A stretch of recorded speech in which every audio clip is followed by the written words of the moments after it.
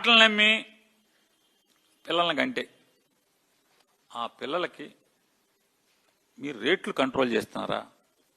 జగన్మోహన్ రెడ్డి గారు ఉండగా బాధుడే బాధుడు బాధుడే బాధుడు అని దీర్ఘాలు తీసుకుని తిరిగారు.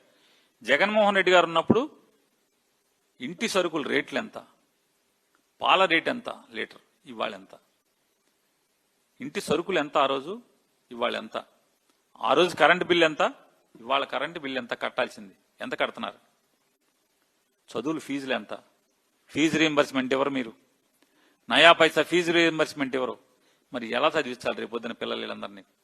అంటే నాకు అర్థమయ్యేది ఒకటే, ఏతావాత సామాన్యులు నలుగురిని ఐదుగురిని ముగ్గురిని ఓ కనేసేస్తే వాళ్ళ ఆర్థిక బాధలు భరించలేక పిల్లలకు చదువు చెప్పలేక వాళ్ళని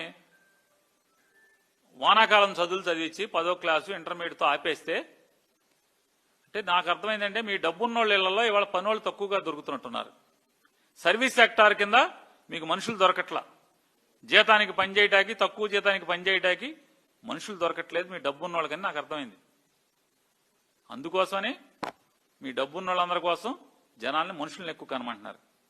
1,00,000 కోట్ల ఆస్తులు ఉన్నాయి, 4,000 కోట్ల సంవత్సరం వ్యాపారం జరుగుద్ది, మీరు కనరు ఎవరిని? చెప్పండి, మీ బంధువులందరికీ ఎంతమంది ఉన్నారు? ఇది తప్పు కదా అంటున్నాను. ఆచరించని ప్రజలను ఆచరించమని చెప్పటం ఎంతవరకు ధర్మం? ఇది చెప్పండి, తప్పు కదా ఇది.